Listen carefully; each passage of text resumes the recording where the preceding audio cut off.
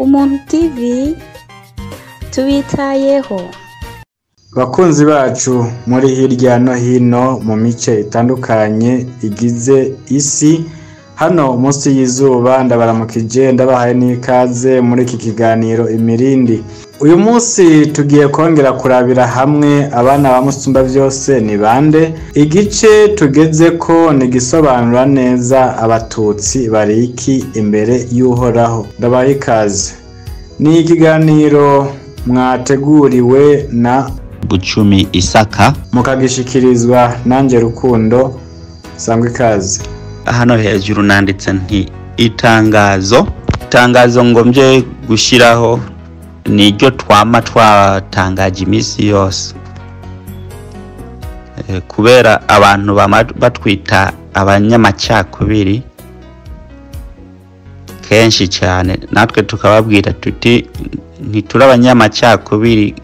Icyo dukora igikorwa cy'urukundo, kubereka uko Bibiliya ipanze n'ukuntu ibyayo bimeze. Hanyuma tukababwira tuti Bibiliya igize amoko, irafise amoko, iravuga amoko, kandi amoko nimba gusa utari impumyi, udafise amaso, no kuvuga nimba uri impumyi atamaso ufise, ivyo niho wovuga yuko atamoko ahari.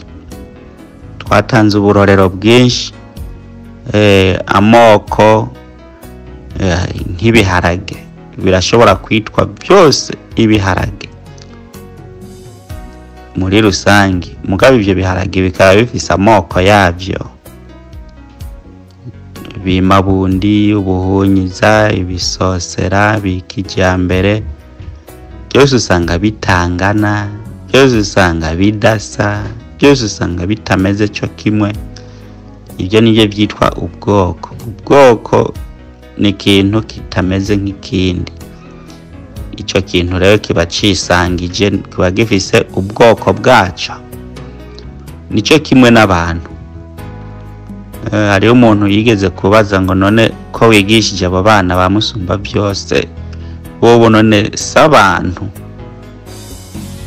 Nuronkeramwo akaryo ko kumwishyura nti nabo n'abantu, mugabo bo bashizwe hejuru, banabwiwe yuko ngo bagakora ibyaha bazopfa nk'abantu. Urumva rero n'abandi bantu rero. Muri rusangi, yaba umuzungu, yaba umwarabu, yaba umuki, yaba umuhutu, yaba umutwa, yaba umututsi, yaba umushinwa, umujapani, umuhindi, bose bitwa abantu. Bose niko bitwa abantu mw'ijambo rimwe, mw'izina rusangi bitwa abantu bose. Cyo kimwe n'ibiharage. Ibiharage byose mw'izina rusangi byitwa ibiharage, mugabo ukazisanga hariho bimabundi n'ibindi. Abantu rero nabo bitwa bose abantu. Bitayeho kandi n'Uhoraho nawe nyene n'umuntu. Ntimwibaze ngo Uhoraho ni mpwemu. Biboneka muri Yohana 4:24 ngo Uhoraho ni mpwemu. Icyo kintu tuzociga ko ndabereke kubera iki umucunguzi yavuze ngo Uhoraho ni mpwemu. Dukoresheje ibitabo bya Zaburi, dukoresheje n'ibitabo bya Amose, ndetse n'ahandi herekana kubera iki umucunguzi yariko abwira uwo mugore ngo Uhoraho ni mpwemu. Rero Uhoraho si mpwemu, Uhoraho n'umuntu. Ikigira umuntu ari nacyo gituma abantu bose bitwa abantu, nuko bahurije ku bintu bimwe bibagira umuntu. Ibyo bahurije ko nibiki: umushatsi, umutwe, amatwi, amaso, umunwa, izosi, umuhogo, umutumba, amaboko, amaguru no kuvuga.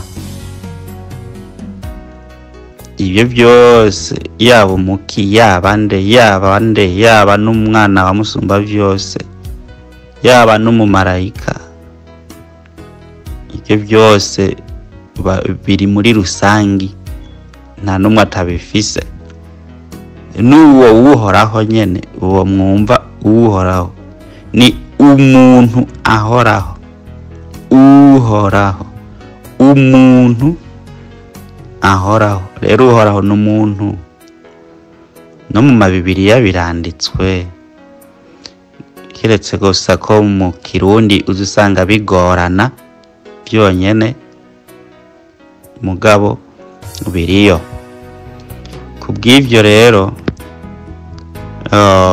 abantu bose n'abantu, mugabo abo bantu rero bakagira amoko. Ayo moko rero nk'uko tuvuga hano kuri runo rubuga ati twebwe twiga iby'ijambo ry'uhoraho.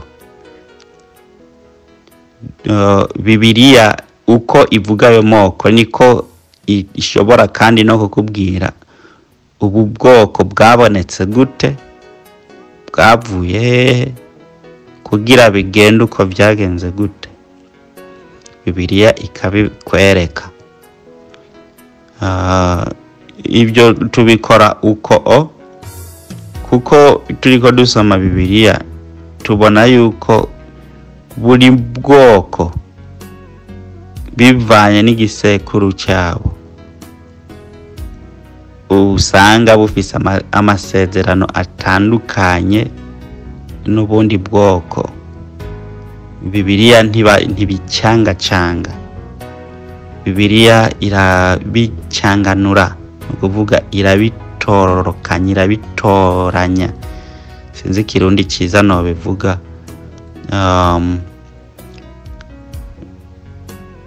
Bibiliya irabitandukanya, iratandukanya amoko n'amasezerano yayo, ntayafatira hamwe. Niko Bibiliya ibikora. Hari n'igihe ushobora kuvuga ngo uhoraho naratoranya ku butoni. Yego urashobora kubona ijambo ryanditse ngo uhoraho ntatoranya ku butoni, mugabo ahandi naho henshi ugasanga uhoraho yaratoranije ku butoni. Hari habo yatonesheje kandi ntawe wundi muntu abinjiramo. Ibyo byose biri muri Bibiliya. Rero no kubimenya byose, no kumenya uhoraho ntatoranya ku butoni kubera iki yavuze icyo, canke ntatoranya ku butoni muri bande, gufata bamwe akabakura hama akabasubiriza abandi. Eka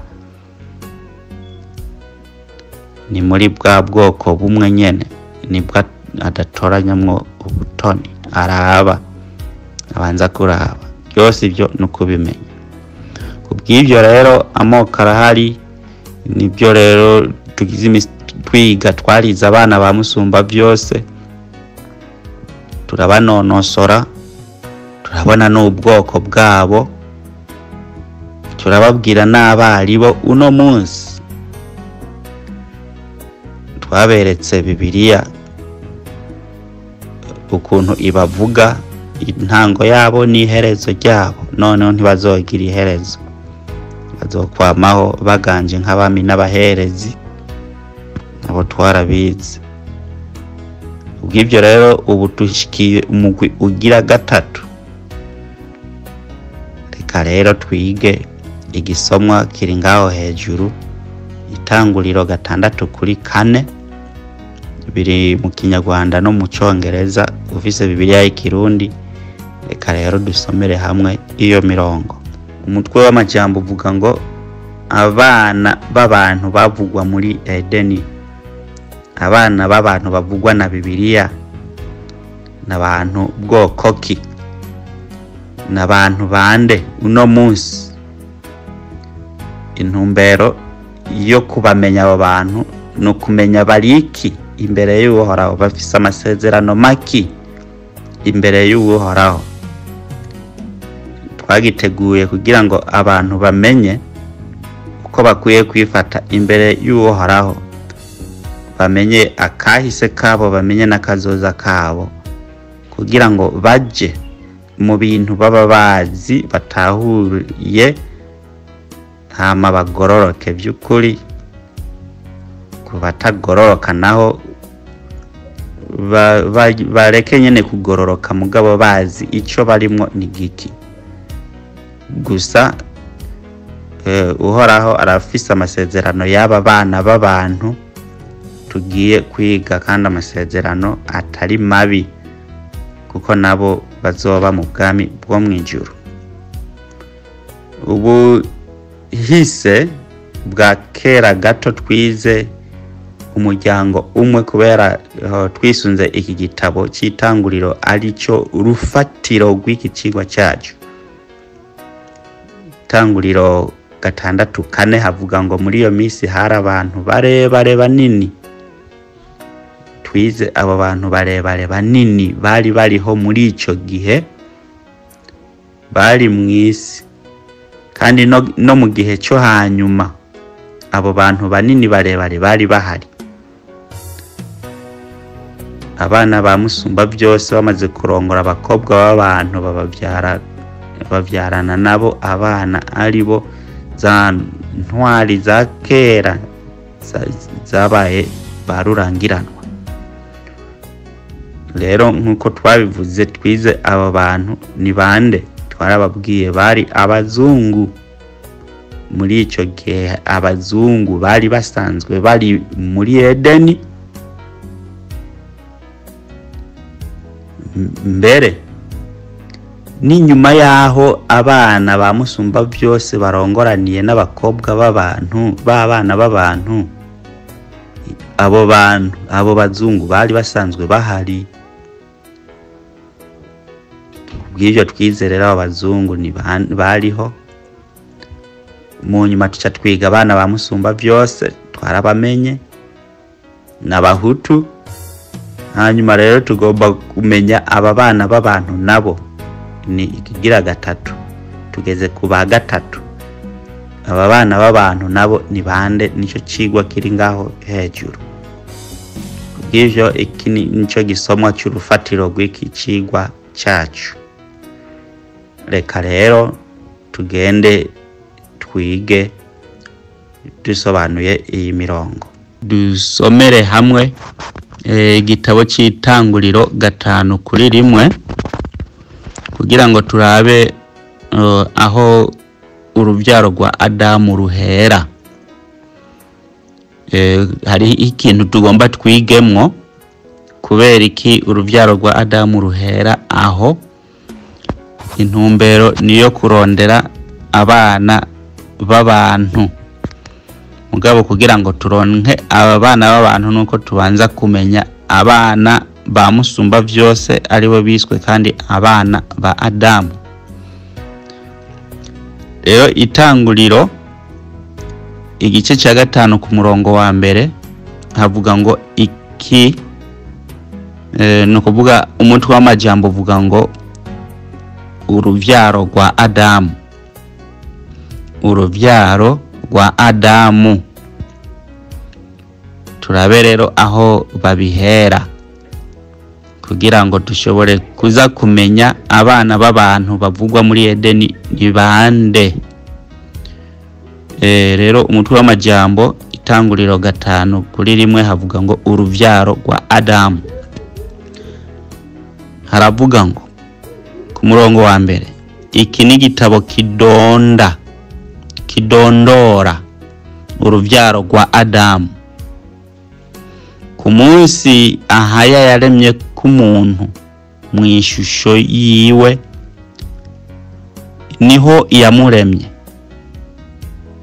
arema abantu bari uburyo bubiri, arabahezagira abita abantu ku munsi baremeweko.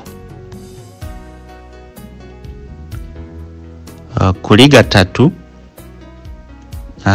icyo twumvise urubyaro rwa Adamu, nicyo turiko tubonamwo, mugabo hariko hasigura Adamu ninde, yarimwe ryari, yarimwe mu ishusho gute.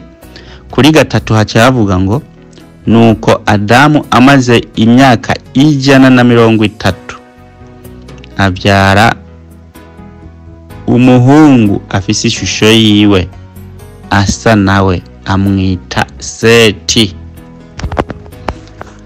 Aha turumva iyo biriko bitangurira, ni kuvuga Abeli ntakibaye wa Adamu, ni wa Adamu muga Abeli ngaha ku rutonde rw'abana bo kwa Adamu arakuweko.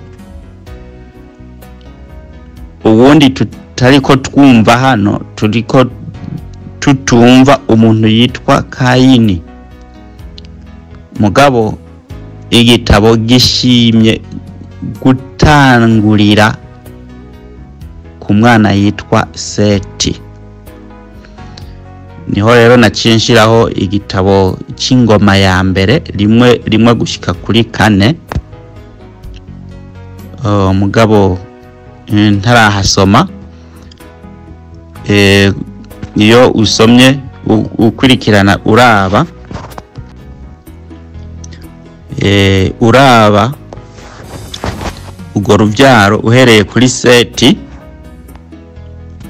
kaca usimba hepfo itanguriro 5 ku murongo w'indwi, ku murongo w'indwi havuga ngo Seti avyara Enoshi. Uciye umanuka ku murongo w'icumi itanguriro 5 kuri 10 havuga Enoshi avyara Kainani.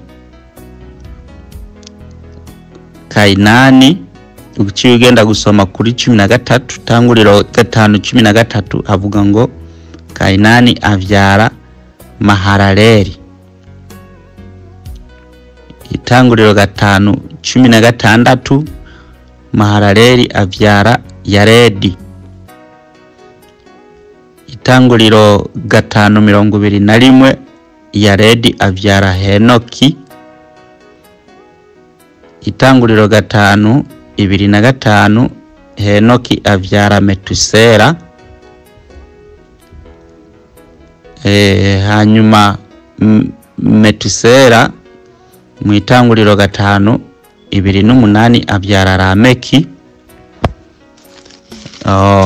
Ubandanije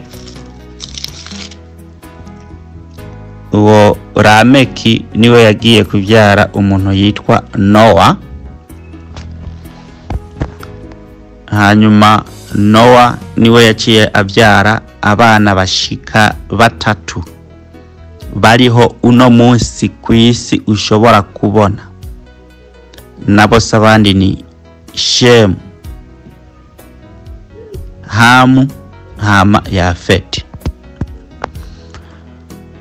Nivyo naciye ngenda kubereka mu gitabo c'ingoma ya mbere rimwe gushika kuri 4, herekana ugo rutonde gose uhera kuri Adamu na Yafeti na Enoshi. Kuri 2 igitabo c'intuze c'ingoma, Enoshi, Kainani, Mahalaleli, Hama, Yaredi. Kuri 3 igitabo ca mbere c'ingoma rimwe kuri 3 Henoki, Metusela, Lameki. Hama avuye Lameki ni Noa, Hama, Noa, Shemu, Hamu, Yafeti. Twumvise umutwe w'aya majambo w'igi itanguriro 5 havuze yuko ari urubyaro rwande, urubyaro rwo kwa Adamu.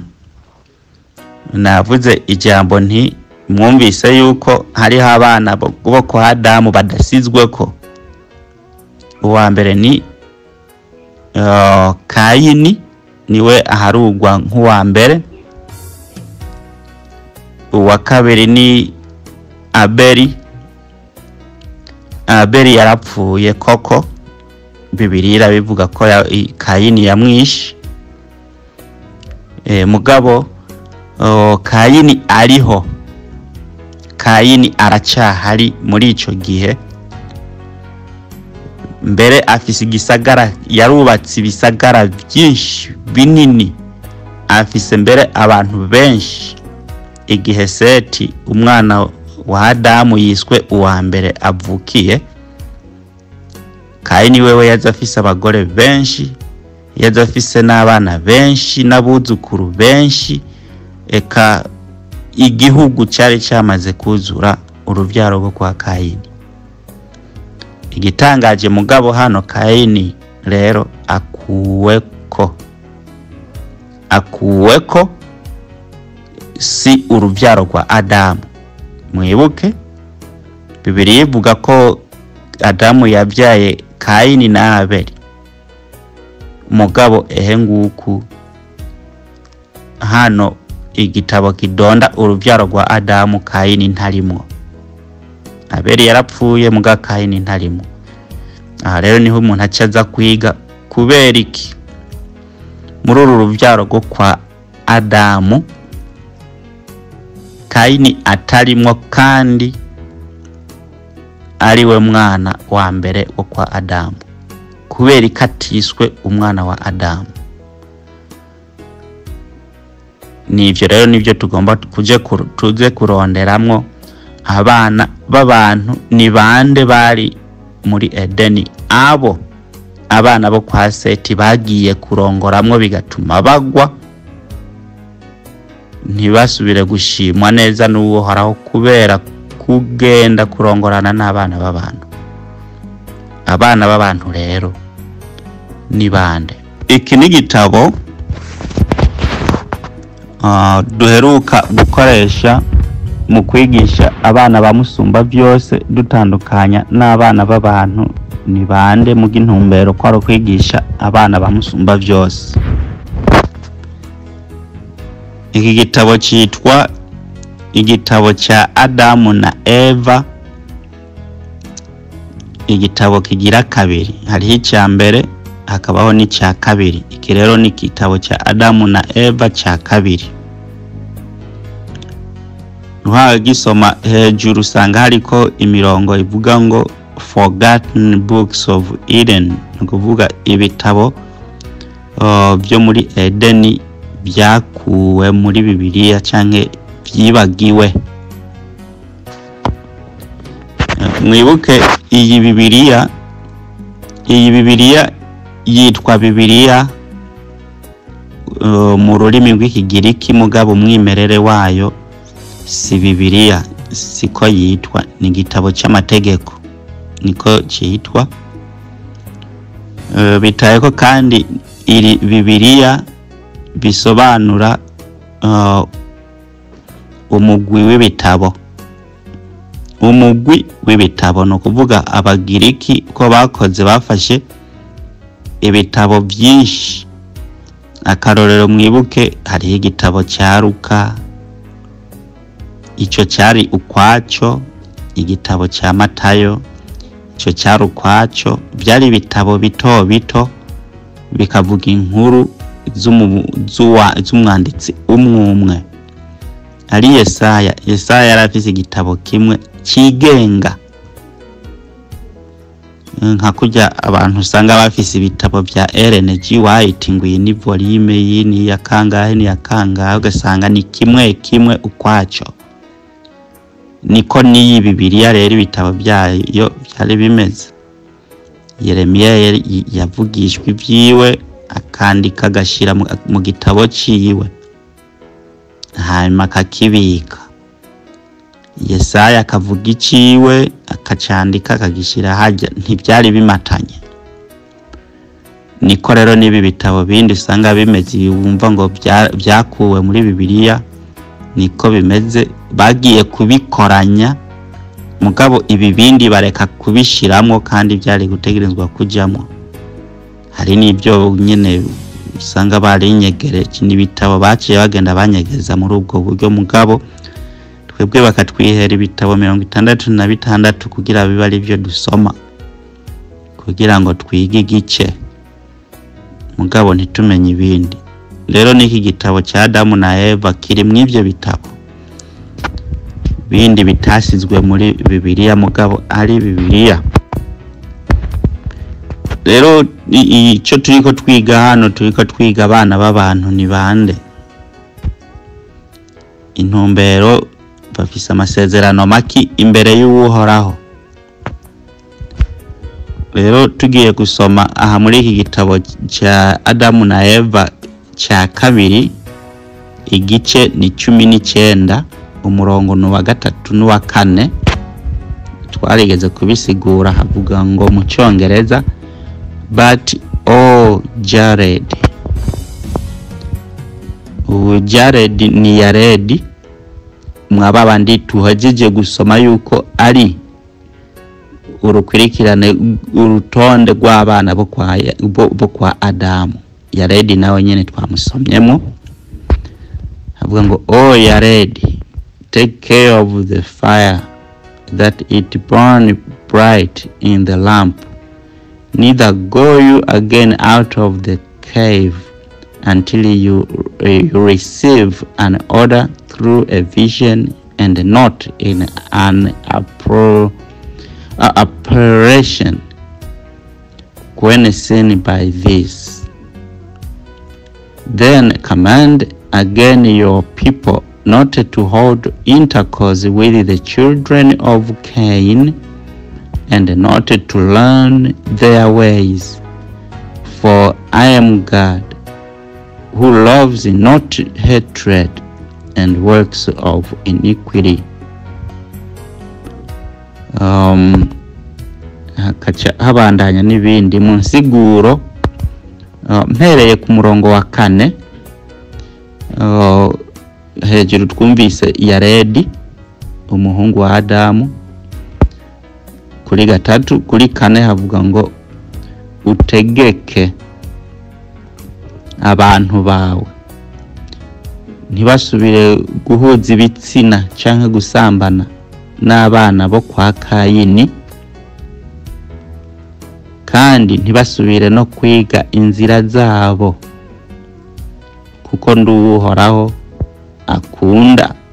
adakunda ugwanko canke ngo akunde ibikorwa by'ibigabitanyo. Twumvisemo abantu babiri hano, abana bo kwa Yaredi ariko rubyaro rwa Adamu, bareke kugenda mu bana bo kwa Kayini ngo bajyamane nabo canke barongorane nabo canke ngo bige iby'inzira zabo. Uko niko bisobanuye mu Kirundi. Kubw'ibyo abana bo kwa Kayini n'abana bo kwa Seti. Kuri ico gice kigira kabiri nafotoye ni igitabo nyene cha Adamu na Eva cha kabiri igice ni 19 umurongo w'8 n'uw'9. Mu Cyongereza havuga ngo and Jared continued to teach his children 8 years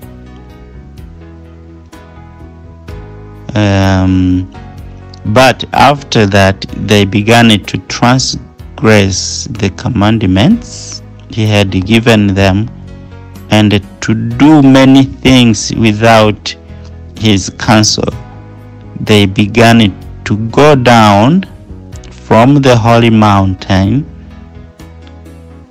one after another, and to mix with the children of Cain in fellowships. Now the reason for which the children of Jared went down the holy mountain is this, that we will now reveal unto you. Ku murongo w'8 uhoraho yari yategetse Yaredi urubyaro rwa Adamu yuko akenera kubandanya yigisha abana biwe. Yaredi yabandanije yigisha abana biwe imyaka ishika 8 kutagenda kusambana canke guhuza ibitsina canke kurongora mu bana bo kwa Kayini, abigisha imyaka 8 yose. Ariko abo bana bo ku rubyaro rwa Adamu bitwa abana ba Musumba byose. Izo nyigisho bazicisha ku ruhwe rw'amazi, bareka kugendera mu izo nyigisho, batani byagezwe bari bahawe, batangura gukora ibintu byinshi bitari byo. Bamanuka bava no ku musozi wera, umwe akwirikira uwundi, bagenda kwicanganya n'abana bo kwa Kayini, maze barasabana. Mu Kinyarwanda, mu Kirundi novuga ko nukukorera hamwe, gukora ibya business zose, bakoresha ijambo fellowship, nukuvuga kugira ibintu bimwe, ibyo Uhoraho byose yababujije bobo barabikora. Bamanutse rero mu bana bo kwa Kayini. Kayini twumvise yuko mu rubyaro rwo kwa Adamu yakuwemo. Ubu rero icyo tugomba kwiga kubera iki rero Kayini yakuwe mu rubyaro rwa Adamu. Icyo tuza kuronderamwo hano, igituma tugenda kwiga kubera ki yakuwe mu rubyaro rwa Adamu, hama abamukwirikiye naho bo bari batari mu rugo rubyaro, no kuvuga bari mu rubyaro rwa Adamu bakamukwirikira, bica biboneka yuko baguye, kandi Uhoraho yababujije ntibigere bicanga canke basabana canke barongora mu bagore babo, birinze bishika yuko bazoba bakoze icyaha, bazoba bakorotse bavuye ku musozi wera. Ibyo byose tubimenye. Hanini twige rero Kayini, kuko Kayini niwe aza kuduhereza abo bana b'abantu, kuko turumva yuko abana ba Musumba byose babujijwe kujya mu bana ba Kayini, mugabo bakajayo. Rero tuce tuza kwiga Kayini kubereka kugwa ku bana ba Adamu, hanyuma kandi abana ba Adamu bakabuzwa kugenda kwivanga n'abana bo kwa Kayini. Rero mu nkurikirane kugira ngo dushobore kubitatanura neza, twize Kayini ibyiwe, hanyuma turabe n'ukuntu rero uwo Kayini yabandanije urubyaro rwiwe rukinjira no mu bwato igihe cy'umwuzure, rukabandanya mbere n'uno munsi rukaba ruhari, kandi Uhoraho akaba arufitiye amasezerano mugabo atandukanye n'amasezerano y'abana bavuzwe yuko ari abana bo kwa Adamu, ari urubyaro, ari urukurikirane rw'urutonde rwa Adamu. Kubw'ibyo twigane ubwitonzi. Twasomye igice kigira 5 cy'Itanguriro, aho twashoboye kubona yuko urubyaro rwa Adamu, ngo iki nicyo gitabo kidonda urubyaro rwa Adamu, kica gihera kuri Seti kirabandanya gishika kuri Nowa, kirengagije Kayini na Abeli. No kuvuga abo babiri bakuwe ko. Abeli twavuze yarapfuye, umugabo Kayini arahari, mugabo Bibiliya iramukuye ko, ntimusize mu rubyaro rwo kwa Adamu. Nico gituma naciye nandikaho hejuru, mbega Kayini nuwo kwa Adamu? Ndavuga nti ego nuwo kwa Adamu. Hepfo cyo nandika nti ariko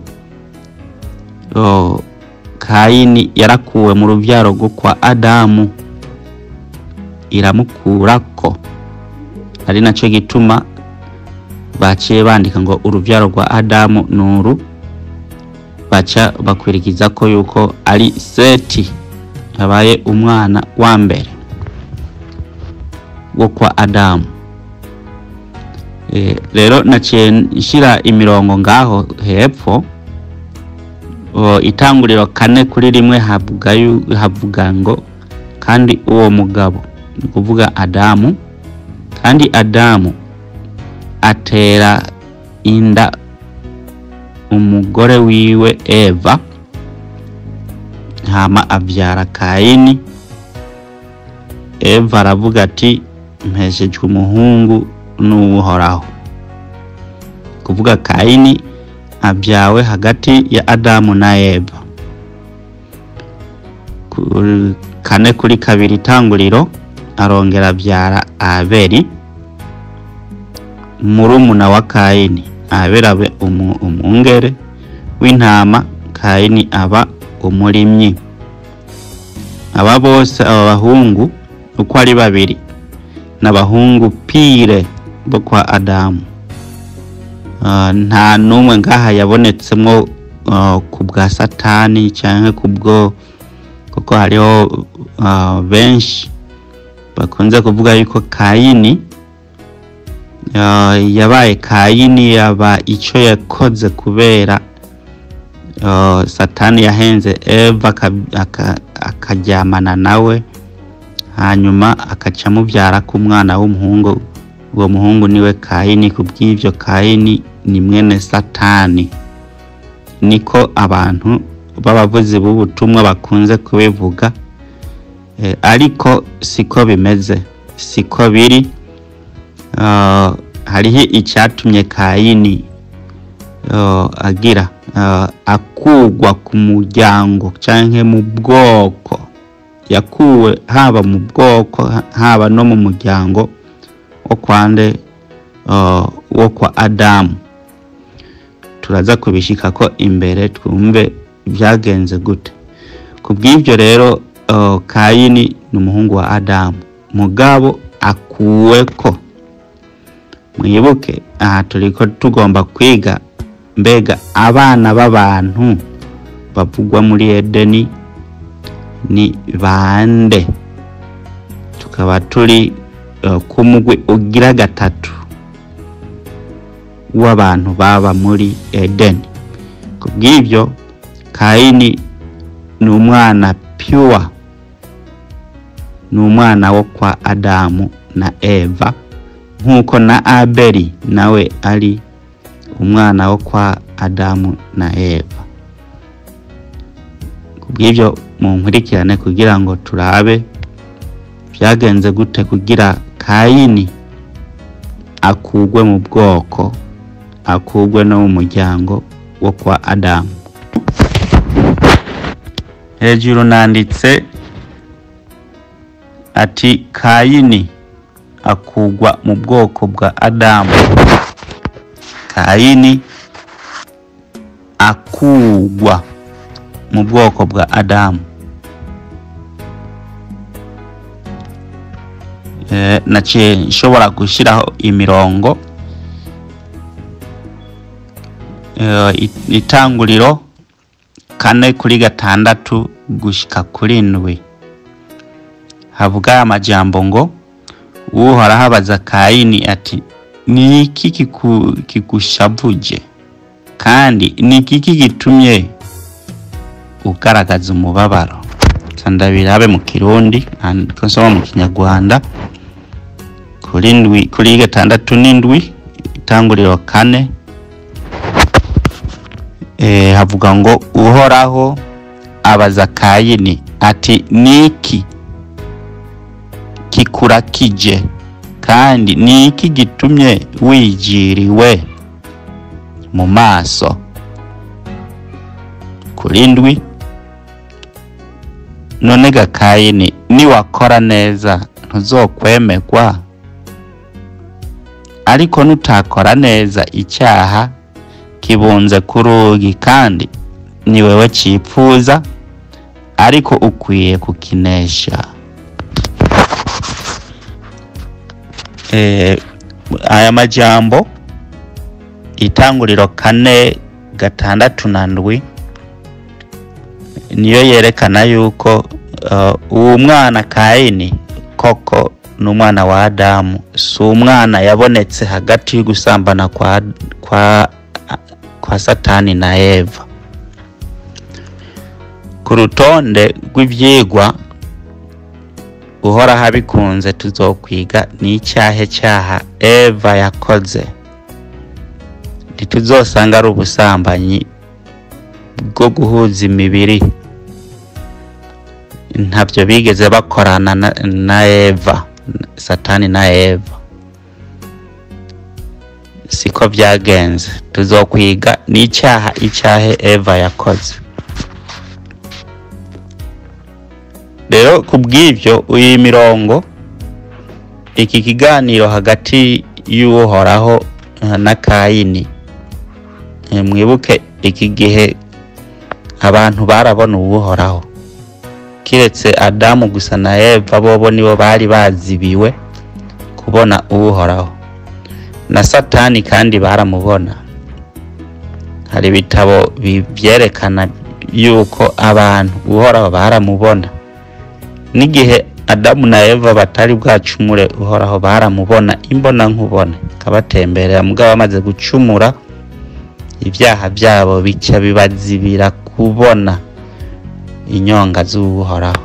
Na Satani kandi ntibasubira kumubona, mugabo kare bahora bamubona.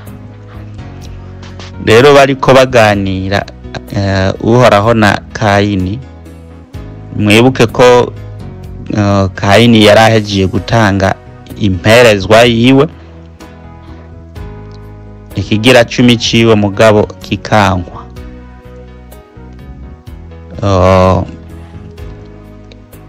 Ndaza kandi kubereka icyanswe.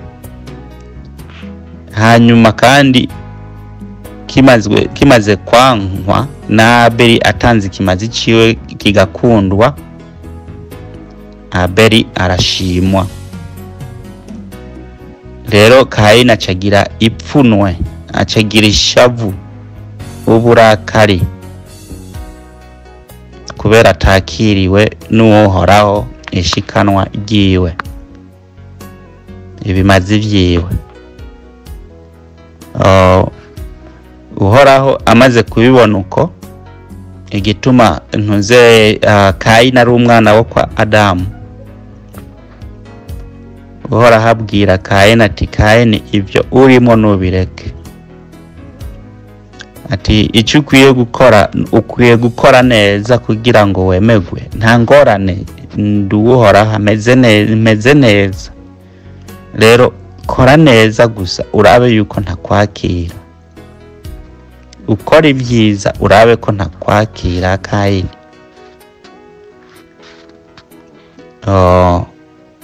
Aramubwira agize, niyo utakora neza icyaha kirabunze kandi nta wundi gishaka yuko kikwigarurira wewe Kayini.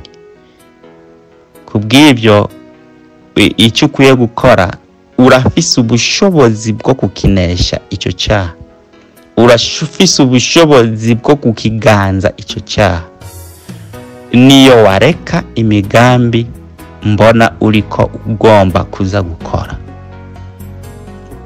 Uhoraho amubwiye uko, no kuvuga ayo majambo ni 100% kwerekana yuko Kayini suwo kwa Satani. Kayini n'umuhungu wo kwa Adamu.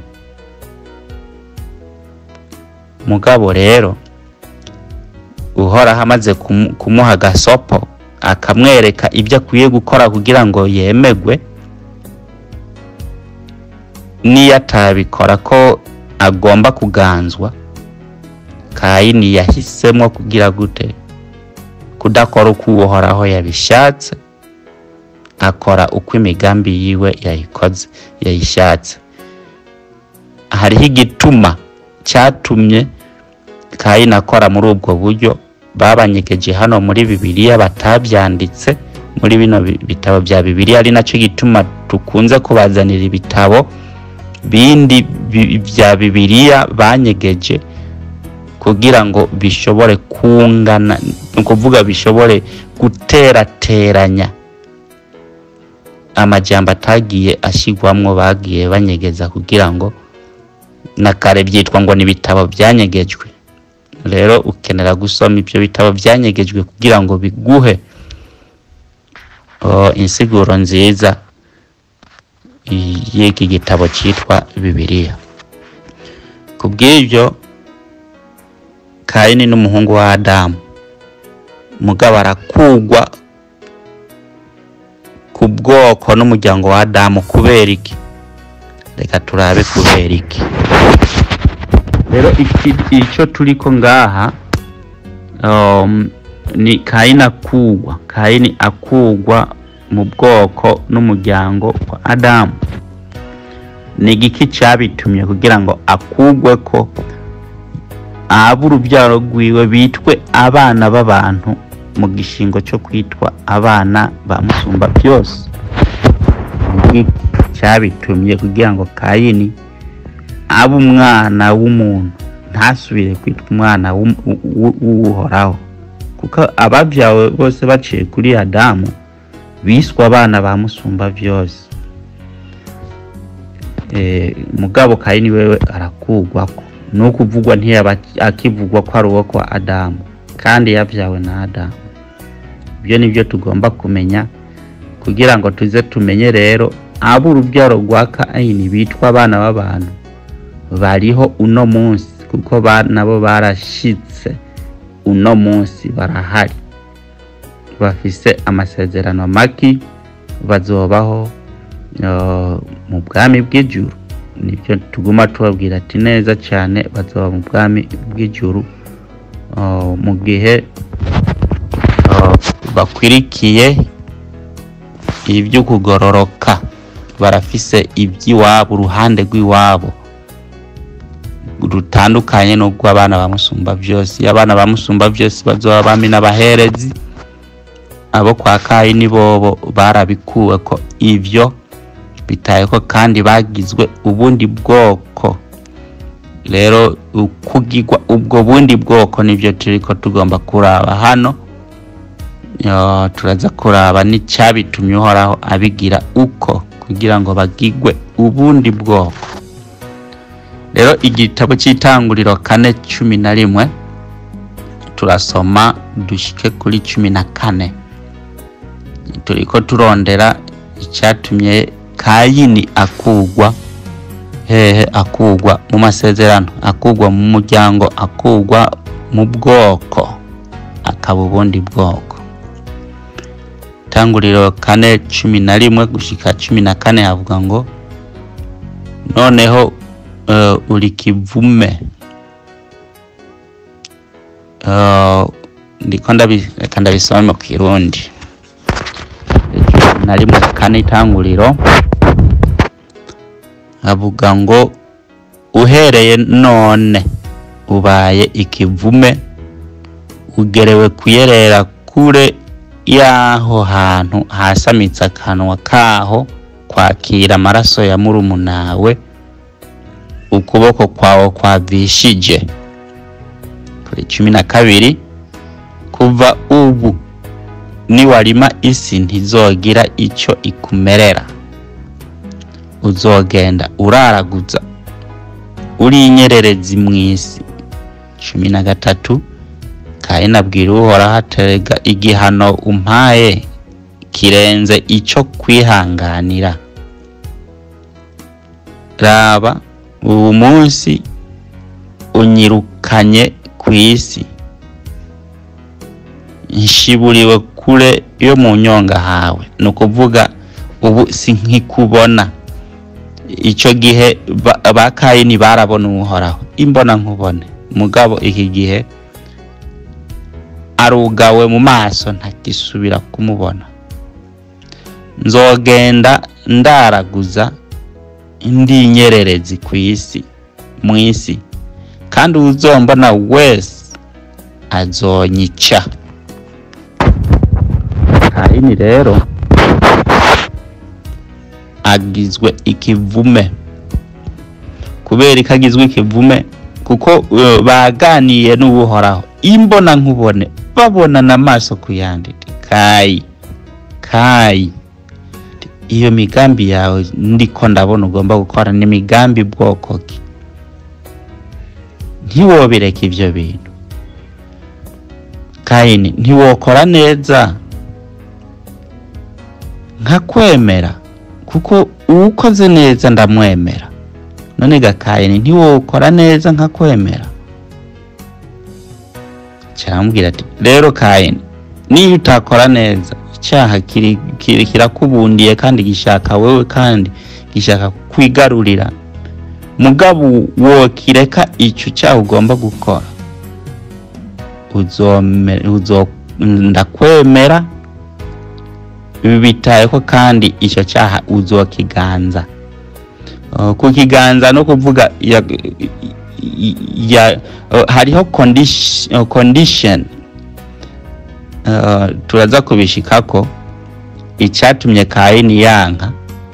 Hariho amasezerano yasezeranye na Satani, nibyo nababwiye nti icyo gihe barabonana bakabona Satani uwari we mu mubiri, n'Uhoraho bakamubona n'umuntu. Satani n'umuntu, sigibog si canke ikibuye canke ikintu c'igikoko canke ikiyoka, n'umuntu.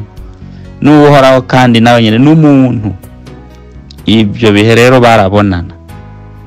Ndaza kubereka mu bindi bitabo ukuntu byagenze kugira ngo Kayini yice Abeli, kubera ni itegeko yari yahawe na Satani kugira ngo ategerezwe gukora uko. Mugabo Uhoraho arambwira ati icyo cyaha woreka gukora uzokiganza. Yari kamwibutsa ati uwo Satani yagutishije, yakubwiye yuko utakoze ibyo ko akwica.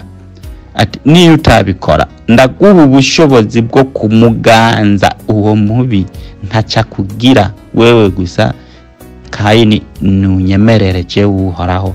Ariko Uhoraho abwira Kayini kubwo gusinyiranira na Satani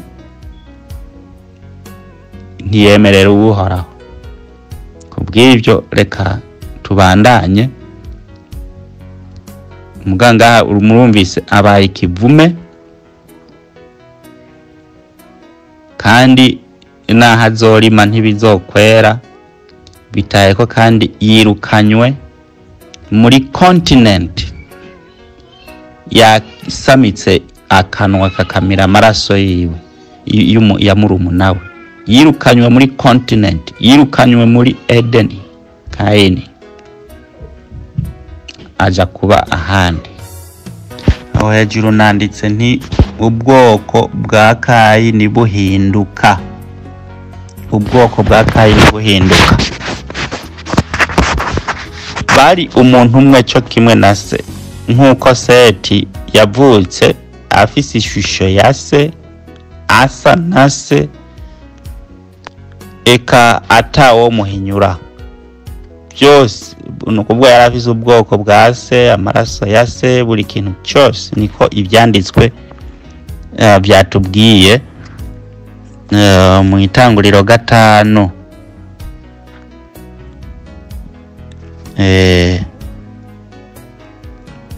Niko hatubwiye ni mu Itanguriro 5. Ugiye gusoma kuri 3 urabibona. Seti yasa na se neza cyane. N'ubu Kayini yari uruvyaro rwa Adamu, nawe ubwoko yari Adamu, iki byose yari umwana wa Adamu. Mugabo gusa arahindurirwa ubwoko. Kumuhindurira ubwoko ni hano mu Itanguriro 4:15. Uhoraho abwira Kayini. Itanguriro 4:15. Uhoraho abwira Kayini yishura Kayini ati nico gituma uwo kwica Kayini azobihanirwa kurenza we ibihetangabo indwi. Uhoraho ashira ikimenyetso kuri Kayini kugira ngo uzomubona ntaze amwice, kugira ngo uzomubona ntaze amwice. Iki ni cya gisomo kibandanya hejuru kuri 14 ngo raba uwo munsi unyirukanye kw'isi, nshiburiwe kure yo mu nyonga hawe, nzogenda ndaraguza ndinyerereza mw'isi, kandi uzombona wese azonyica.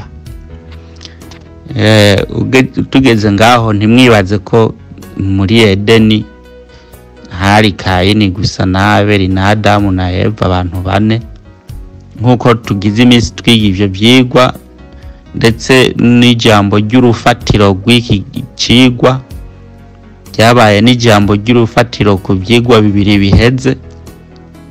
Hari hasanzwe hari abandi bantu muri Edeni, nivyo batababwira, bakabigisha nk'abana, nk'abacekeceya, babigisha nk'ubwana bwo mu binyoni, muri binyoni najya amashure utaratangura umwaka wa mbere, bashobora kukwigisha utuntu duto cyane gose. Niko baje kutwigisha. Hari hasanzwe rero hari abandi bantu, ibigabo binini byari bisanzwe bihari imbere y'abana ba Musumba byose, n'inyuma y'abana ba Musumba byose bamaze kurongora. Abo bantu bari bahari kandi bari benshi, byari bihugu byinshi, bariho benshi cyane gose. Mukurikiranye ivyigwa byacu vya mbere mu bibona. Rero Kayini agize abazombona bose bazonyica. Uhoraho niho yaca mwishura kuri 15 itanguriro 4:15 ati nico gituma uwo kwica Kayini azobihanirwa kurenza w'ibihetangabo ndwi. Uhoraho ashira ikimenyetso kuri Kayini kugira ngo uzomubona ntamwice. Nuko Kayini ava imbere y'Uhoraho aba mu gihugu c'Inodi ku ruhande rwa Edeni. Vuye muri Edeni agiye kuba mu gihugu citwa Nodi. Murumva noneho ko hariho n'igihugu Uburundi ntibushobora kwitwa Uburundi hatari y'abarundi. Cyo nuko kimenye igihugu n'abantu. Rero yagiye mu gihugu citwa Nodi, niyo yagiye kuba hari abantu. Acaza kwibera rero iyo niyo yaciye rero agenda kubaka n'ibisagara hirya no hino byinshi. Ico gihe Adamu ntiyari bwavyare Seti, uwavuzwe ko ari uruvyaro rwa Adamu. Rero ugukugwa ko ubwoko bwiwe hano, murumvise hejuru bamuhaye umuvumo ko uhereye ico gihe abaye ikivume. Ikivume nuko ukurima, ibyo kurima aravyatswe,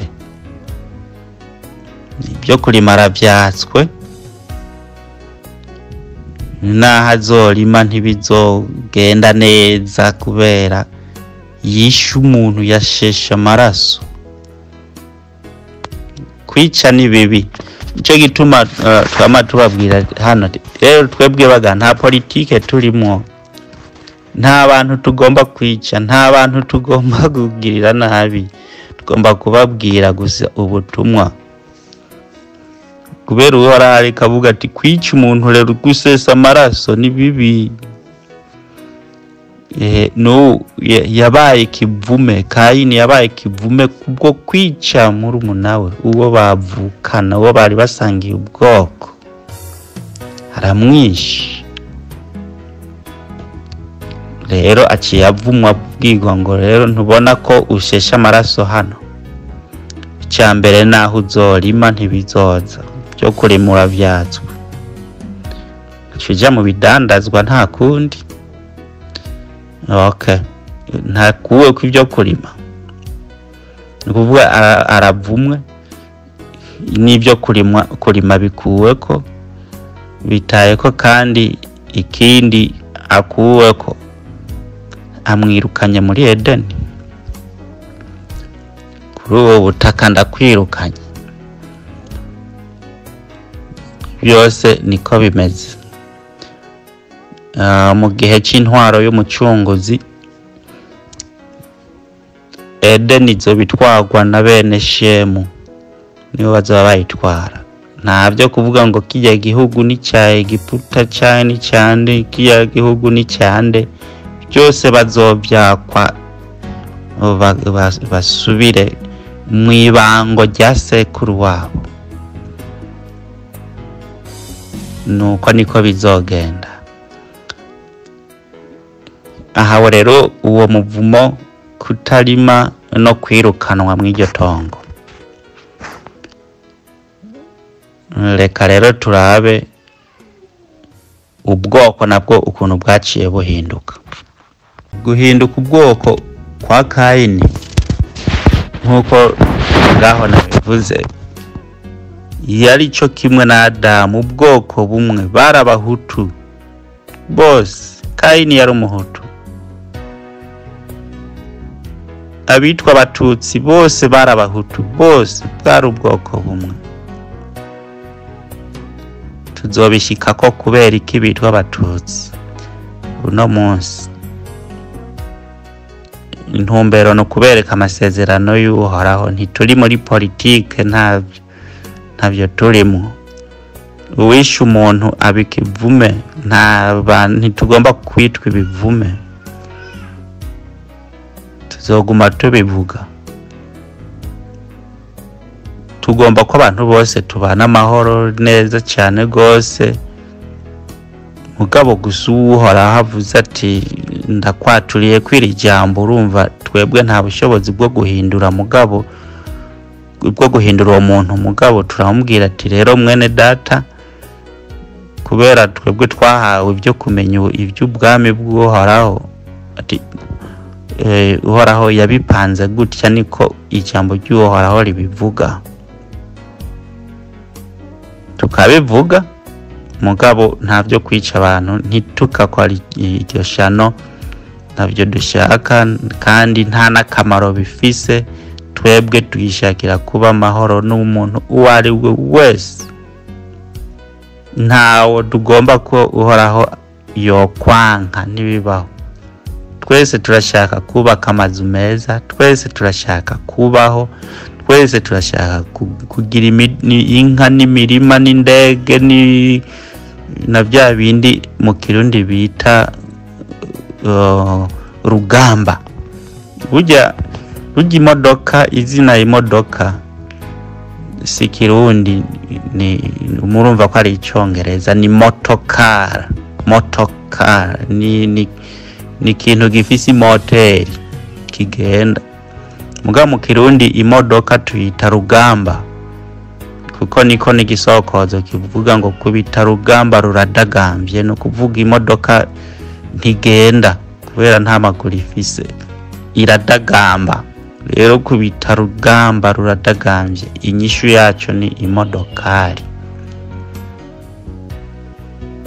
Rero twipfuza twese yuko tugira za rugamba nyinshi, twifuza ko twokora byinshi. Nta muntu numwe tushaka ko yoba umuja wacu, ntabyo tugomba twese ko tungana.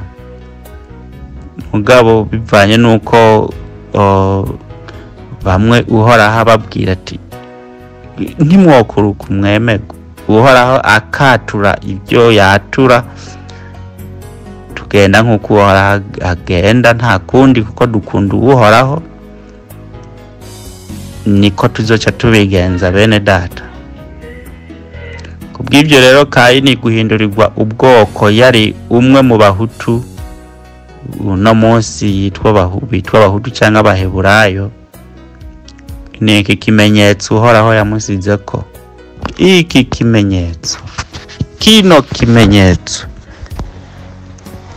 nicyo cyatumye Kayini ahinduka, akava mu bwoko yari arimo akaja mu bundi. Uhoraho abwira Kayini ati nicyo gituma uwica Kayini azobihorerwa indwi. Nta muntu akeneye kwica Kayini, ntawe. Nabo kwa Kayini nta muntu agenewe kubica, kandi Uhoraho ashira ikimenyetso kuri Kayini kugira ngo nihagira umubona ntaze amwice. Ico ikimenyetso guhindurirwa ubwoko nibyibonekeza kubera tuzoshika byagenze gute kugira bashike uno munsi uruvyaro rwiwe tuzobibona, kuko uko rwabaye uruhererekane babaye abantu batandukanye, n'abana bo kwande, n'abana bo kwa Shemu cyangwa abana ba Seti, babaye ubundi bwoko. Ishusho yagumye ari imwe mugabo baba ubundi bwoko. Nuko rero icyo nicyo cyatumye Kayini ahinduka. Ni ikimenyetso Uhoraho yamusize ko. Rero ngaha hejuru nanditse nti isezerano hagati ya Kayini na Satani ryatumye Kayini yica Abeli. Isezerano hagati ya Kayini na Satani ryatumye Kayini yica Abeli, bigatuma ibyo bintu byose bimushikako, byaba byo kuvumwa, byaba byo guhindurirwa ubwoko. Hano shizeho igitabo nkuko namye ndabibabwira. Bibiliya ntingana uko oye muyibona, y'ibitabo 66.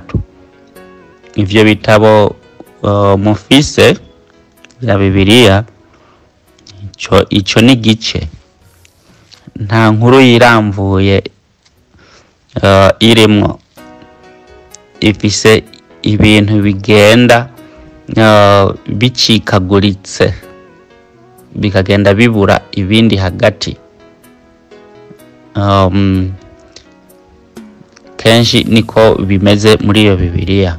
Bitaye ko kandi ikibituma ikindi nuko ivyo bitabo nyene byagiye bikugwamwo, nkuko mubona canke muzi canke twabivuze. Bibiliya ntiyari uye muyibona mu buryo bw'uko ari igitabo kimwe gusa. Bibiliya yari igizwe n'udutabo twinshi dutandukanye. Ati ngiye kugura igitabo cya Yesaya, ngiye kugura igitabo cya Enoke, ngiye kugura igitabo cya Nahumu, ngiye kugura igitabo cya Ezekiyeli. Byari bitabo bitandukanye. Ni nkuko nababwiye ko mfise igitabo cya Adamu na Eva hano, ndafise n'ikindi gitabo cy'inyandiko za Aburahamu hano. Aburahamu avuga ukuntu byagenze kubera Aburahamu yarabanye na Nowa ibihe bingana imyaka 40 abayo kwa Nowa. Niyo yigiye iby'ubutumwa, niyo yigiye iby'amasezerano, niyo yigiye buri kintu cyari cyo cyose. Yagiye guhamagagwa mu nyuma, mugabo yarahejeje kwigishwa byose, abyigishwa hanini n'umugabo yitwa Melikisedeki. Melikisedeki akaba yari umuhungu wa Nowa, ari we yitwa Shemu. Niwe basubiye guhura igihe yaravuye gutabara Loti. ahura na Melikisedeki umuhungu wa Nowa. Hanyuma kuko yarazi byose atanga ikigira 10, kuko yarazi iby'ikigira 10, yarazi no kuntu Melikisedeki ari umuherezi, kuko niwe yaraganje igisagara cyitwa Shalomu.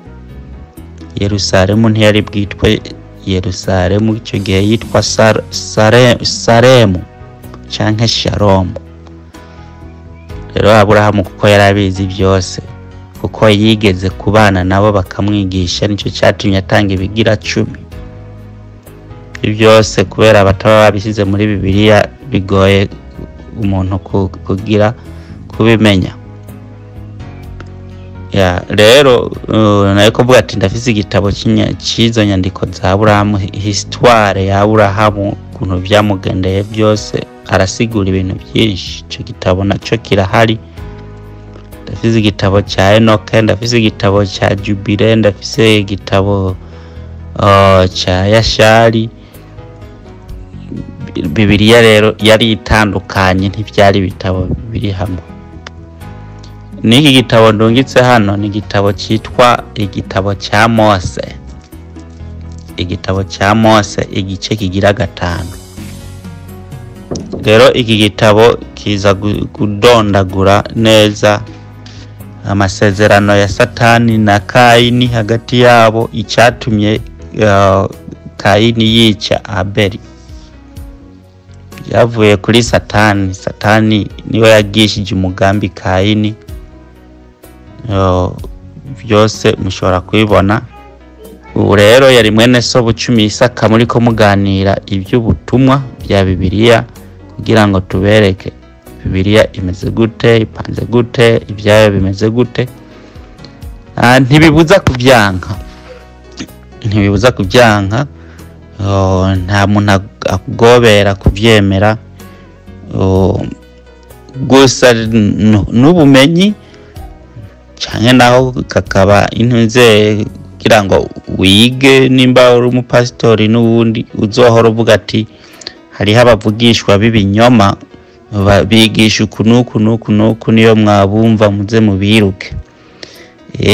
Ukumye ngaho nabyo nyene ni sawa, mugabo twebwe tugenda turabereka iby'ibitabo bitandukanye kandi vya Bibiliya, kugira ngo mumenye isi imeze gute, bimeze gute ibyayo, batwigishije mbega nibyo canke sibyo, kugira ngo ukoreshe ubwenge bwawe wahawe n'Uhoraho, urabe umuzungu ajya n'utajya, hama urabe icyo uhitamo. Hanyuma nico gituma dushiraho n'abapinga. Ugomba kubipinga, bipinge hano. Tugomba kokoka, uzanye ibyo upingisha ibyo twavuze bikaba tukabona ko ari byo. Kubera iki tutohinduka? Kubera iki tutohindura? Tutegerezwa kuko turakunda Uhoraho, turagomba natwe kuzoba mu rurembo rw'Isiyoni. Nyamugira igihe ciza.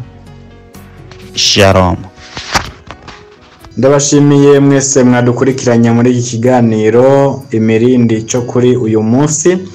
Nshimire kandi cyane bivuye ku mutima n'abasangiza ibi biganiro abandi bari hirya no hino mu buryo bwo gusiga amaso umuti, kugira ngo turushirizeho kubona twese ibikwiriye n'ibibereye.